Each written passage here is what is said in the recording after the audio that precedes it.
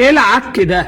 اللعيبه دي لعيبه في النادي الاهلي وبياخدوا دولارات ومحسوبين كمان محترفين. انتوا بتهزروا يا اخوانا ولا عايزين ايه بالظبط؟ ده اهدار للموارد، ما اقدرش اقول حاجه غير كده. ترب الراجل اللي جاي يغربل الاهلي هيبتدي بقائمة المحترفين عشان مش عايز يبقى فيه تكلفة كبيرة على خزينة النادي. قرر انه يغربل قائمة المحترفين. الاهلي بيصرف مبالغ كبيرة جدا جدا جدا وخرافية على لعيبة بجودة متوسطة مش هتجيب لك بطولات. الاهلي دلوقتي من ساعة ما شارك في كاس العالم للأندية وهو عنده توجه مختلف تماما. عايز لعيبه عالميه او لعيبه قابله للتطور يتم الاستثمار فيها زي ما حصل مثلا مع وسام ابو علي. يعني من الاخر اللاعب صاحب الجوده المتوسطه او الضعيفه ما بقاش ياكل مع النادي الاهلي. والله جودتك متوسطه صغير في السن هتقدر تنقلني في حته تانية، اهلا وسهلا بيك.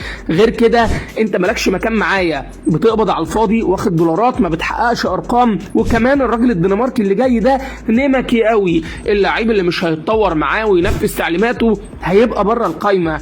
جاي عايز يعمل حاجه من الاخر، مش مجرد عبي لعيبه وخلاص. لدرجه ان هيبقى ليه راي في الصفقات، يعني مش مجرد ان انت بتجيب لي لعيبه ببادجت وخلاص، لا هيبقى ليه راي وراي ثابت كمان.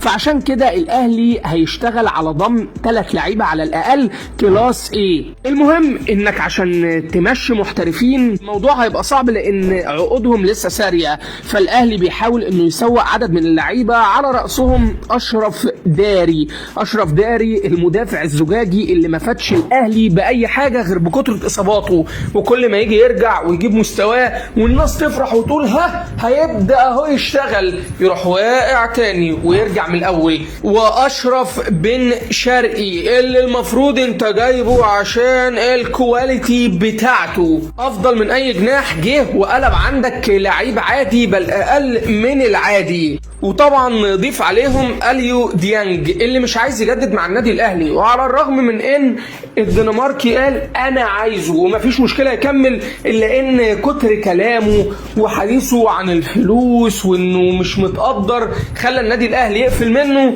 وعايز يضحي ويرميه سريعا عشان يخلص. الحقيقة سورب جاي يغير مفاهيم النادي الاهلي. وهنا بقى لازم تبقى فاهم حاجة مهمة قوي، ان في التوقيت اللي بكلمك فيه ده الاهلي راصد مبلغ كبير عشان يضم مهاجم كلاس ايه، الى جانب كمان ان هو محتاج انه يغير خريطة المحترفين، وده اللي هيعمله سورب خلال الفترة اللي جاية. تفتكر بقى ان النادي الاهلي هيقدر يجيب كواليتي لعيبه عمرها ما دخلت مصر، ولا هيجيب لعيبه شباب ويطورهم ويستثمر فيهم لحد ما يبتدي يجمع مبالغ كبيره ويعمل المشروع اللي هو عايزه؟ قول لنا رايك في التعليقات.